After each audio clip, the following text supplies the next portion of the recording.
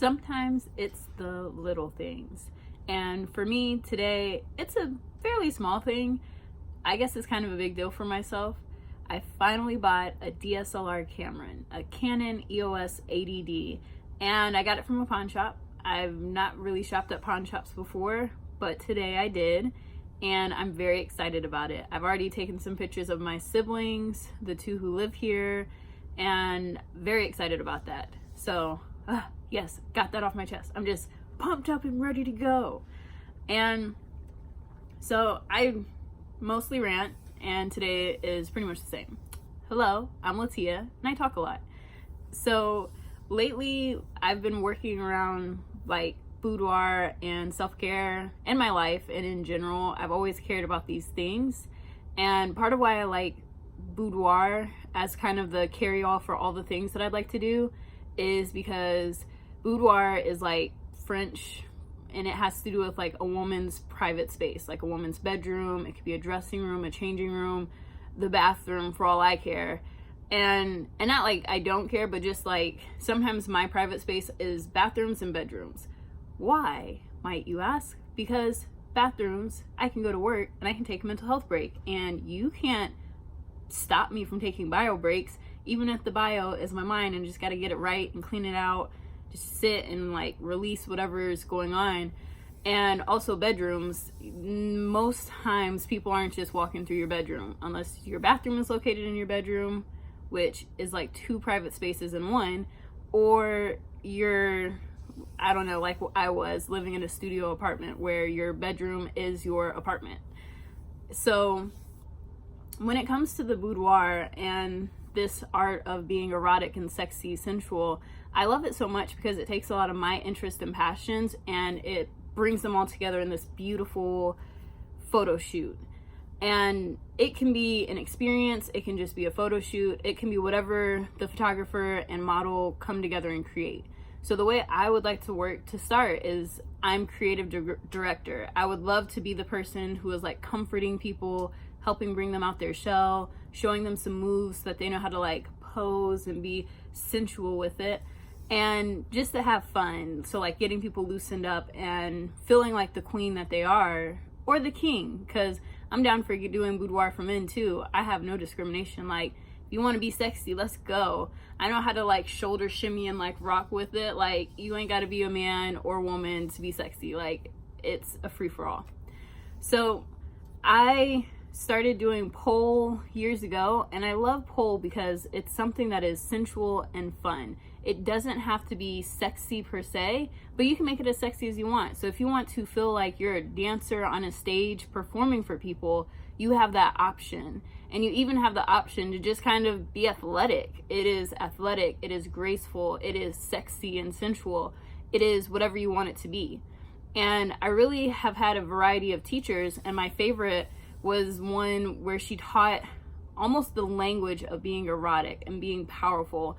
And I really like that about boudoir as well, because they let you know about what does the camera angle mean, what is your facial structure, and how are you looking and engaging with the person you're interacting with, how is the power dynamic between there. Sometimes I sound country. But what is the power dynamic between yourself and the story that you're trying to tell? Are you a dominant person and you're coming out here and you're like, you're gonna do what I say? Or are you more submissive and like, I'm waiting, tell me what to do, I'm willing and obedient? And I know for myself, I'm definitely not the most submissive person ever, but I'm not very open about it. So I'm kind of like a mystery sometimes, where it's like, am I gonna be submissive and like, oh, tell me what to do? Or am I gonna be like, just kidding, don't want to be told what to do? Or am I gonna tell people what to do? Which I usually do it, but not in like a bossy way, I hope anyways. But besides that, it also has like lingerie and body styling, because like with the right underwear, you can accomplish a lot. Like a lot of times, and I've done a lot of reading and watching shows like What Not to Wear, Fashion Police, Extreme Makeover, all sorts of different things, where people are learning to work with the body that they have now, appreciate it, and see that your body doesn't look as bad as you think it does. You might think, oh my gosh, I look so blah. And blah is the fill in the blank for whatever it is. So like some days I'm like, oh, I feel like my tummy is feeling really soft today and I might be bloated or whatever. But at the same time, I also know, when you look down, that always throws off the perception of depth. It's like, if I'm holding my hand out, that looks weird, but if I hold it like this, it looks more normal, it's easier to trace. But like, you can't tell if it's a big hand or a little hand. There's no distinction. So when we look down at ourselves or our bodies, that's already going to create distortion. And then like when we're looking in mirrors, depending on how you feel about yourself might dictate the funhouse mirror of the day effect. So one day you might look in the mirror and you're like, oh, I am svelte, I am sexy, I am looking amazing. And you could change absolutely nothing about yourself and have a different headspace and look at yourself and be like, I look like Barney. Barney looks better than I do. Like, what am I doing? And the challenge with like, some of it could be body dysmorphia and just like not like having bigger issues, which I am not qualified to deal with. So if you have that, I hope you find help and get support. I am with you in spirit, but I am not trained to do that. But if it's just one of those like, I'm human and I'm having a moody day and I just don't see myself clearly, oh, then I'm there for you. I mean, I'm there for you in both cases because I love letting people know how gorgeous they are, because like, people are so beautiful. And I used to do figure drawing, and I remember like the very first model we had was this very attractive, very fit man, and his body looked like, oh yeah, like that's a good body, like fit, very cut, very chiseled. But trying to draw him in the positions he would get into, it was just like, this just is not working out right. Like I couldn't get the proportions right. It just looked really awkward, and I was like, I don't want to be drawing no men. Like, they are just hard to draw. And then we had a woman, and she was tall like an Amazon, and she was just a beautiful woman. And like, after drawing her for so many weeks, it started to look like her in the pictures. So like, what she looked like and what my drawing was started to like merge, and it was like such a wonderful experience to like celebrate. And then we ended up switching to a third model towards the end of the course, and she was very petite, very trim and fit.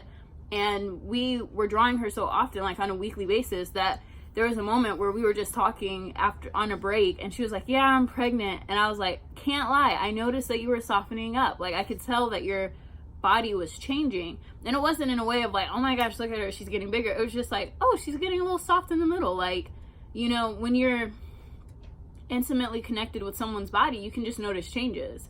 And so like for myself, it comes from a artistic perspective where I like to draw people. I like to notice eyes. Like I know the inner corner of my eyes and what they look like, and I'm always looking for people who have an inner corner of their eyes like mine, so I can be like, do you feel my pain that you can't get the beautiful pointed eyeliner where it's like I'm like trying to see, like here, like it's just pointy, it's beautiful, it's amazing, it's all open. Mine has like a little fold of skin that hangs down, and it's just like, why? And I've seen people who have like folds, but their folds look like they like continue into their eye crease, so it makes sense. Mine seems like I literally just have like a little bitty like, nah, we just don't want you to have the point. And I'm like, really? After all the makeup tutorials and things that I see, I have to cheat a corner of my eye because God just didn't want me to have that. And I'm okay with it. But what I did get was a double dose of sexy and fun so that I could help other people get it too.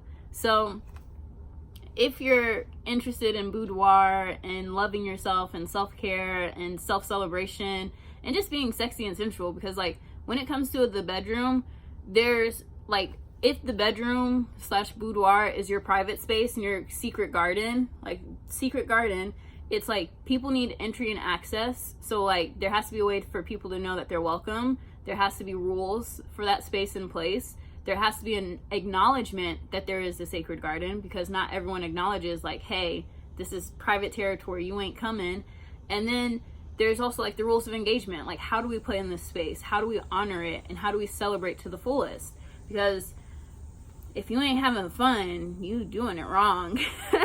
And I feel like I've heard about people who have had intercourse often and no orgasm. And you don't need to have intercourse to have an orgasm, but it's like, how do you get into that headspace? How do you create a scene and an environment of pleasure and seduction so that you feel comfortable enough to let go and just allow yourself to be taken over by that pleasure and that wonderful feeling? Because it's great, if I say so.